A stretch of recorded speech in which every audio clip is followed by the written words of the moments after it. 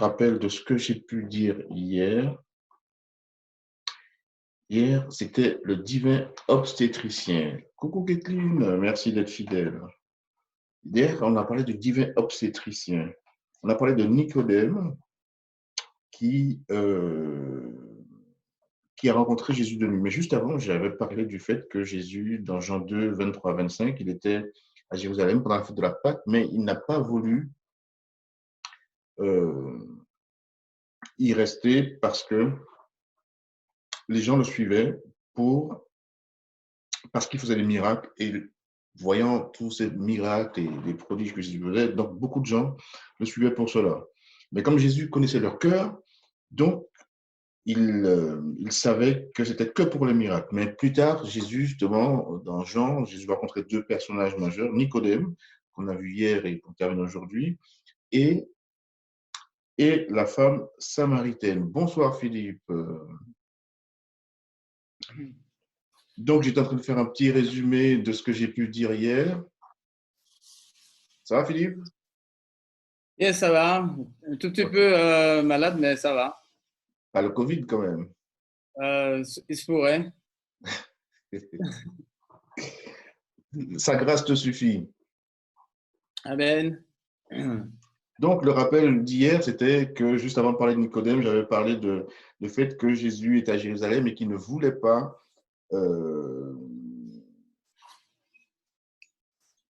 en fait, Jésus ne se fiait pas à ces personnes-là parce que justement, ces personnes-là le suivaient pour les miracles. Et je disais qu'il fallait qu'on fasse attention. Pour quelle raison on suit Jésus? Est-ce que c'est par intérêt? Je parlais même, certains disaient que le christianisme est une religion d'intéressés. Donc, est-ce qu'on suit Jésus par intérêt ou est-ce que on va pour une bonne raison? Parce qu'en fait, pour que Jésus se révèle à nous, il faut vraiment qu'on lui ouvre notre cœur. Et si on va par intérêt, par peur de l'enfer, pour les rues pavées d'or, pour ne pas brûler, je pense qu'on n'ouvre pas assez notre cœur et Jésus ne peut pas pleinement se révéler à nous. Et je disais que c'était très important pour la suite. Donc, Nicodème qui était venu de nuit, et j'ai souligné que c'était mieux de venir de nuit que pas venir du tout. Et là, Jésus qui explique à Nicodème tout le plan de la rédemption. Et je pense que c'est au seul personnage à qui Jésus donne le secret de la conversion. Quelque chose que j'avais dit quelque temps avant, mais je n'ai pas souligné hier, parce que 30 minutes, des fois on a peur de trop dire ou pas dire assez, sujet important, mais je vous incite à relire, réétudier, le Saint-Esprit va vous révéler ce qui doit l'être. Mais hier, ce que je n'ai pas dit, c'est que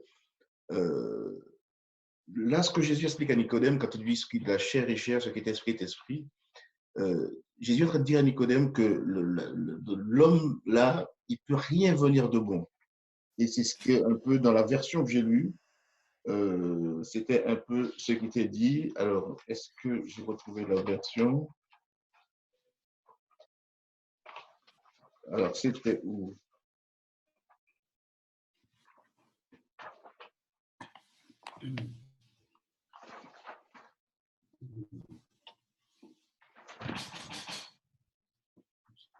Je ne retrouve pas, parce que j'avais lu une version qui expliquait. Voilà. Je te le déclare, donc c'était le verset 6 de Jean 3. Je te le déclare, dit Jésus, c'est la vérité. Personne ne peut entrer dans le royaume de Dieu s'il ne naît pas d'eau et d'esprit. Ce qui naît d'un père humain est humain, et ce qui naît de l'Esprit Saint est saint. Ce que je n'ai pas souligné hier, c'est par rapport au péché. Le péché, c'est un problème à deux volets. Et dans le christianisme, on insiste beaucoup sur le premier, où la Bible est claire, le péché, c'est la transgression de la loi. Mais Paul, dans Romains 7, insiste sur quelque chose. Le deuxième volet du péché, c'est le pouvoir.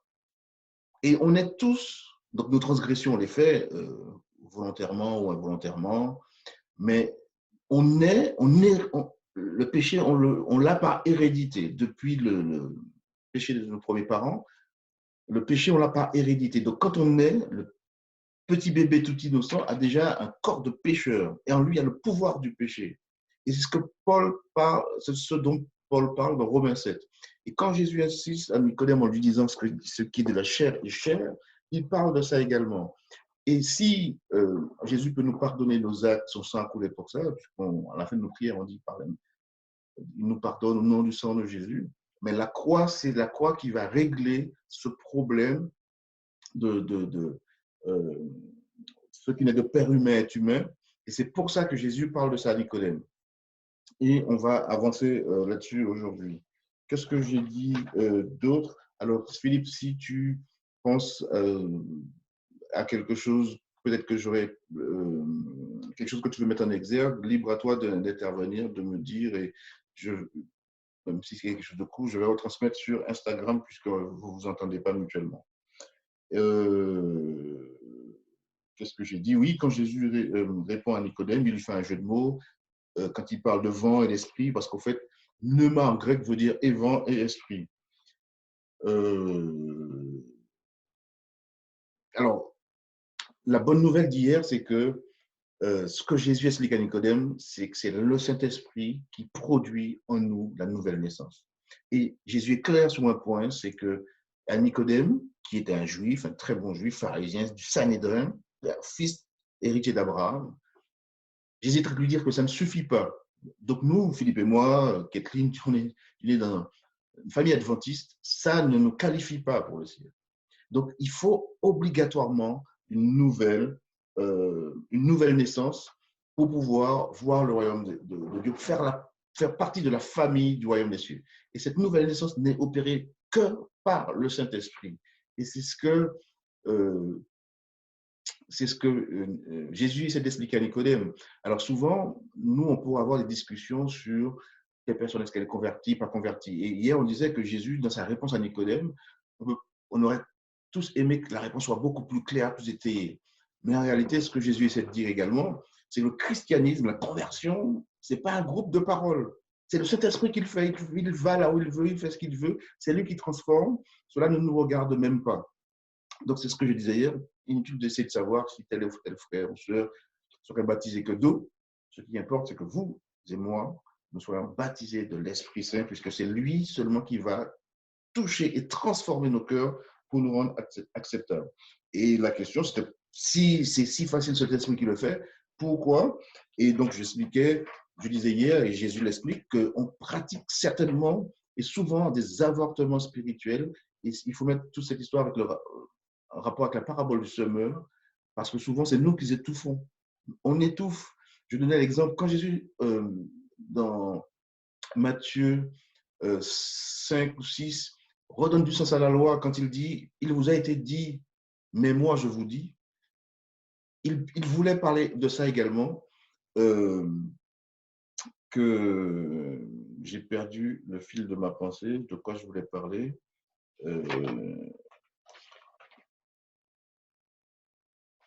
J'ai perdu le fil.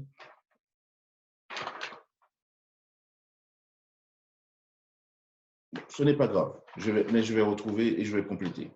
Mais c'est l'Esprit Saint qui produit, et voilà, on avait terminé là-dessus. Donc, je disais que ça avait un rapport avec la parabole du semeur. C'est nous qui étouffons, je parlais d'avortement spirituel, voilà. C'est nous qui étouffons la parabole, l'action de l'Esprit dans nos cœurs, parce qu'on aime caresser les péchés. Voilà ce que je voulais dire. Quand je dis donner du sens à la loi, on disait par exemple, celui qui regarde une femme pour la convoiter a déjà commis un adultère. Et vous et moi, on saura très bien que ce soit pour convoiter quelque chose, souvent l'esprit nous dit, mais souvent, vu que c'est invisible à la vue de tous, ce sont des péchés qu'on caresse, qu'on garde en nous. Et même si on entend la voix de l'Esprit Saint, on va le faire taire parce que ça gêne personne. Et c'est un péché innocent. Et dans nos vies, on a beaucoup, beaucoup de petits péchés innocents. Souvent, le Saint-Esprit vient sans cesse. C'est pour ça que Jésus disait à Paul, il te sera dur de rejeter contre les aiguillons, parce que le Saint-Esprit veut sans cesse, l'amour du Seigneur veut sans cesse nous ramener, mais nous nous battons avec nous-mêmes. C'est pour ça qu'il est plus facile d'être perdu, sauvé, et difficile d'être perdu, parce que le Saint-Esprit ne nous laisse pas comme cela. Aujourd'hui, je voulais parler du cœur de l'Évangile, et on arrive clairement à Jean 3,16. Mais je vais vous inviter à prier pour que cet esprit nous éclaire. Merci Seigneur pour ce moment que tu nous donnes de parler de ta part. À cet instant, nous allons évoquer l'un des versets les plus connus, les plus puissants de la Bible. C'est là où tu révèles vraiment le plan du salut. Que ton esprit nous habite, nous transforme et nous ouvre les yeux et rend nos cœurs comme la bonne terre dont on fait Jésus. Amen. Donc, je disais qu'à la fin, donc j'avais terminé hier, que Jésus raconte à Nicodème sa crucifixion par anticipation. Et donc, Jésus terminait, enfin, Jean 3, 13 à 15, Jésus dit, personne n'est monté au ciel, si ce n'est le Fils de Dieu qui est descendu du ciel, le Fils de l'homme qui est dans le ciel. Et comme Moïse éleva le serpent dans le désert, il faut de même que le Fils de l'homme soit élevé afin que quiconque croit ait la vie éternelle. Donc là, Jésus fait allusion à un incident qui s'était passé dans le désert. Les enfants d'Israël, ils s'adonnaient à leur pasteur favori, le pasteur religieux favori. Ils murmuraient et se plaignaient, regrettant d'avoir quitté l'Égypte malgré tous les miracles que le Seigneur avait fait en leur faveur. Et moi, il dit quelque chose qu'il est bon de souligner ici. La seule chose que nous avons à craindre, c'est d'oublier ce que le Seigneur a fait pour nous. Parce que là, on peut, et on aime le faire, critiquer les enfants d'Israël. Ils viennent de passer la mer Rouge, ils viennent d'avoir tel prodige, et ils murmurent. Vous et moi, souvent, c'est ce qu'on fait. Si on réfléchit bien, le Seigneur fait beaucoup de choses pour nous. Pas forcément de la mer Rouge, mais il fait plein de choses pour nous. Et si on n'en est pas conscient, on murmure sans cesse. Donc, les serpents venimeux sont venus et ils ont piqué ces enfants d'Israël. Et il y a un auteur qui souligne, toujours Wieland, que j'aime bien, le péché d'incrédulité du peuple et ses murmures l'avaient privé de la protection spéciale de Dieu qui aurait été la sienne de droit. Parce que quand on lit la Bible dit que c'est Dieu qui a envoyé les plaies. Par ailleurs, souvent on aime dire Dieu ne peut pas faire le mal, il ne tue pas. Alors, il y a une pensée qui est, et souvent c'est la manière dont les auteurs traduisent cela, ce que Dieu permet, en fait, ce que Dieu n'empêche pas, il le permet en fait. Mais en réalité, s'ils n'avaient pas murmuré, s'ils n'avaient pas été incrédules, ils auraient été protégés de ces serpents, parce que je pense que dans ces régions, les serpents étaient là. Mais souvent, en fait, spécialement, et c'est ce qui nous arrive, quand on murmure, quand on est incrédule, on se prive de la protection spéciale de Dieu. Que Dieu, c'est un Dieu d'amour. La seule chose qu'il sache faire, c'est aimer. Donc, si on n'est pas fidèle, il va pas, il peut pas, peut-être sauf au jour du jugement, mais le Seigneur ne nous envoie pas le mal pour nous faire du mal, parce que c'est un Dieu d'amour, il ne sait faire qu'aimer. Même s'il est également un feu consumant. On y reviendra une autre fois. Donc l'Éternel dit à Moïse, fais-toi un serpent d'airain, un serpent brûlant, et place-le sur une perche. Quiconque aura été mordu, il le regardera, conservera la vie.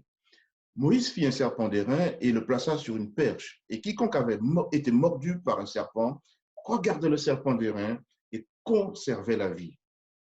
À chaque fois que je lis cette histoire, la première remarque, c'est, mais comment c'est aussi facile? La guérison était facile. Tous ceux qui ont fait confiance à Dieu et regardé le serpent de bronze sont restés en vie. Et quand on lit l'Esprit de vos ennemis, certains n'ont pas regardé parce qu'ils n'ont pas cru et ils sont morts. Donc tout ce qu'il y avait à faire, c'est regarder le serpent. Et Jésus est en train de dire à Nicodème que cette histoire a quelque chose à voir avec la croix. Mais c'est plus que considérer un simple crucifix. Regarder dans cette histoire, c'est croire, mais dans le sens de l'appréciation par le cœur. Et c'est pour ça que je disais que c'était intéressant de parler juste avant des personnes dont Jésus connaissait le cœur, il ne se fiait pas à eux. Jésus connaît nos cœurs, vous et moi. Il sait si on vient par intérêt. Et malgré notre infidélité, on peut le prier. Dieu, c'est le Dieu de l'énième chance. C'est pour ça que quand ça t'a empêché, il connaissait la hauteur, la largeur, l'immensité de l'amour du Seigneur. C'est pour ça que même quand on est infidèle, le Seigneur veut encore nous aider. Il limite les dégâts de notre infidélité.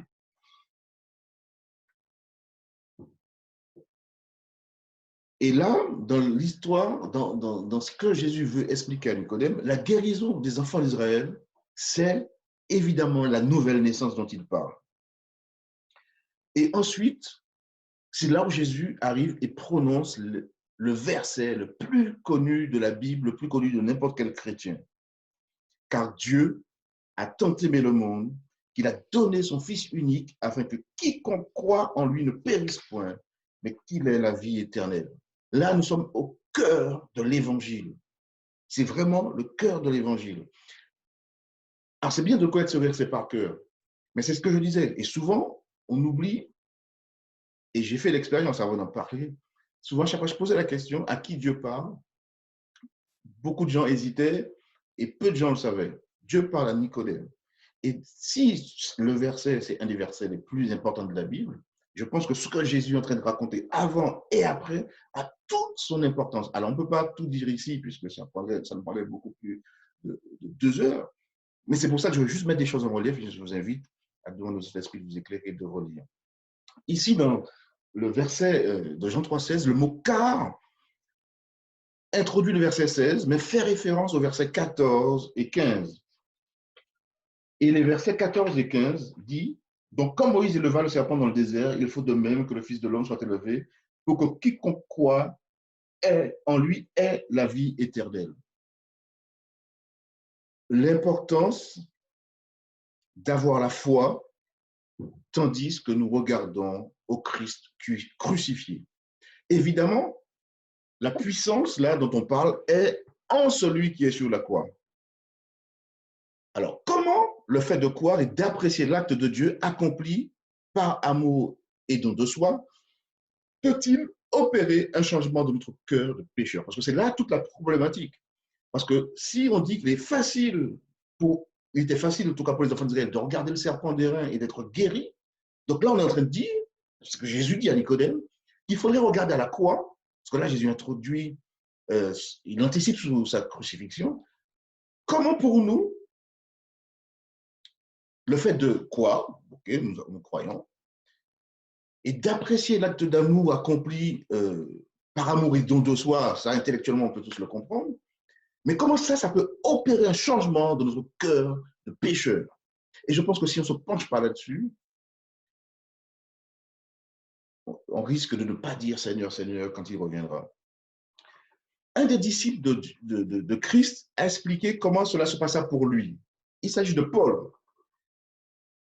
Paul décrit cela comme un principe qui opère dans tout cœur qui regardera et éprouvera de la reconnaissance envers Dieu pour ce qu'il fit.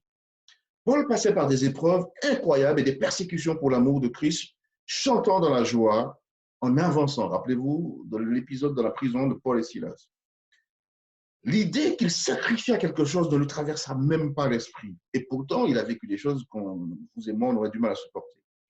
Par la suite, Paul a connu des flagellations, la prison, le jeûne, le froid, la nudité, le naufrage, la faim, la fatigue.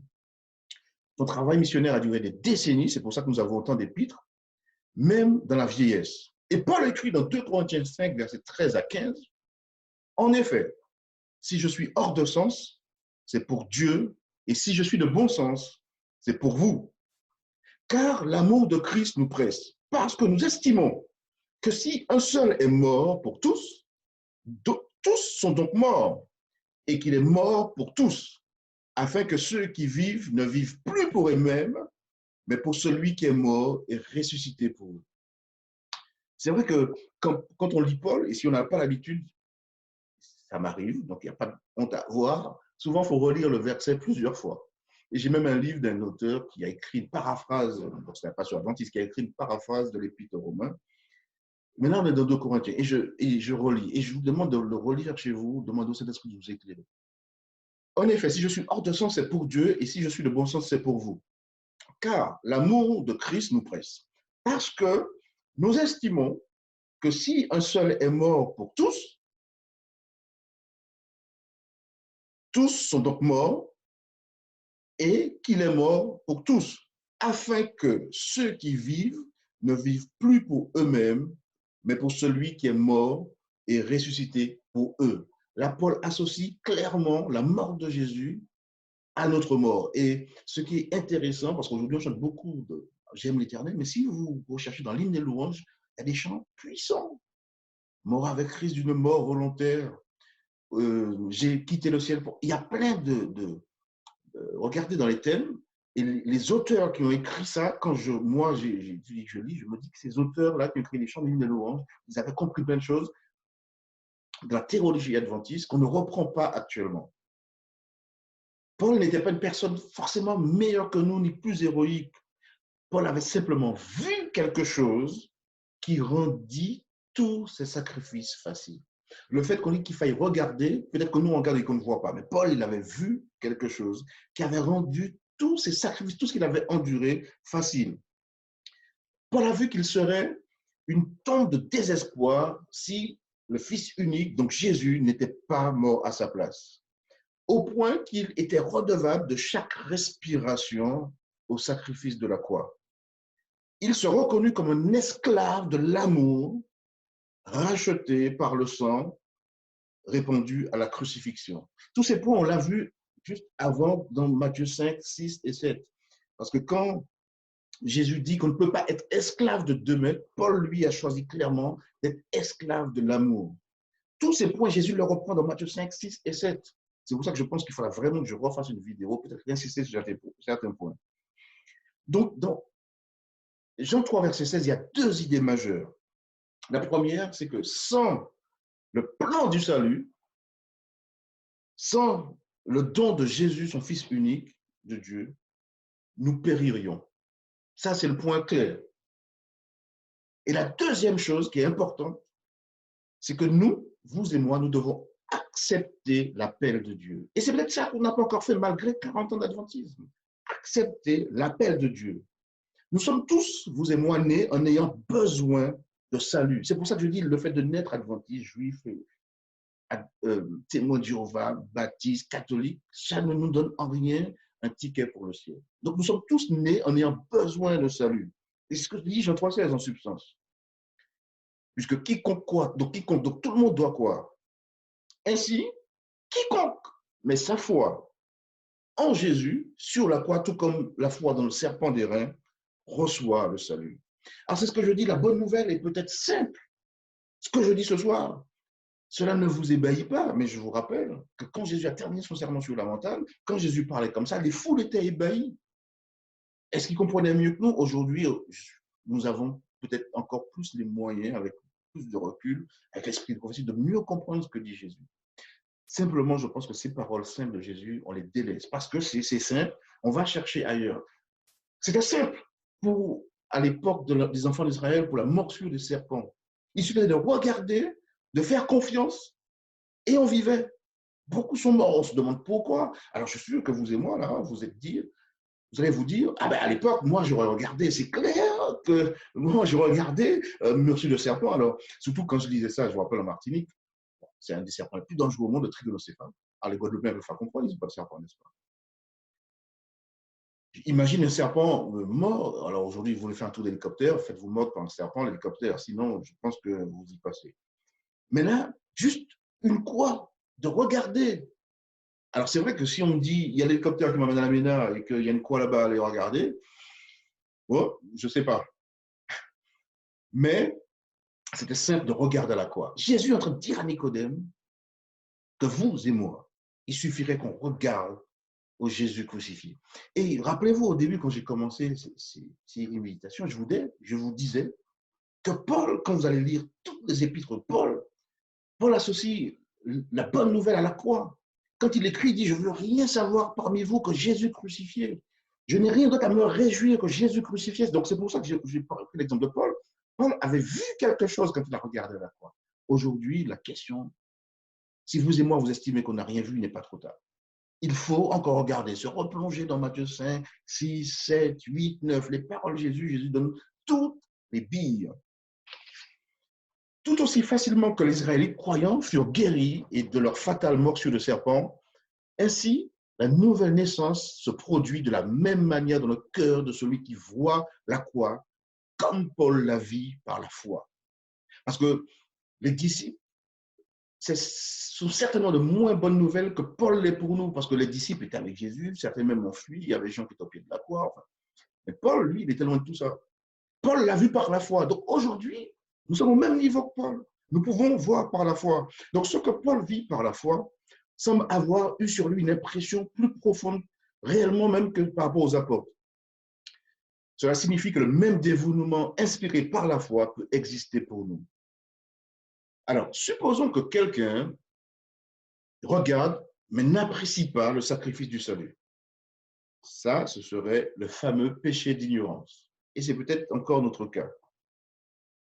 Jésus dit après à Nicodème, en effet, personne ne sera perdu à cause de ses péchés passés, Dieu ne tient pas compte des temps d'ignorance, mais seulement en raison du péché caressé d'incrédulité ou de la dureté de son cœur à l'égard de la croix. Je reprends ça. Ce que Jésus dit en train de Nicodème, c'est que personne ne sera perdu à cause de ses péchés passés, mais seulement en raison du péché caressé d'incrédulité ou de la dureté de son cœur à l'égard de la croix. Et il le dit dans Jean 3, 17 à 19. On connaît tous Jean 3, 16, mais la suite est non moins importante. Dieu, en effet, n'a pas envoyé son Fils dans le monde pour qu'il juge le monde, mais pour que le monde soit sauvé par lui, le monde entier. Celui qui croit en lui n'est point jugé, mais celui qui ne croit pas en lui est déjà jugé parce qu'il n'a pas cru au nom du Fils unique de Dieu. Et ce jugement, c'est que la lumière étant venue dans le monde, les hommes ont préféré les ténèbres à la lumière parce que leurs œuvres étaient mauvaises.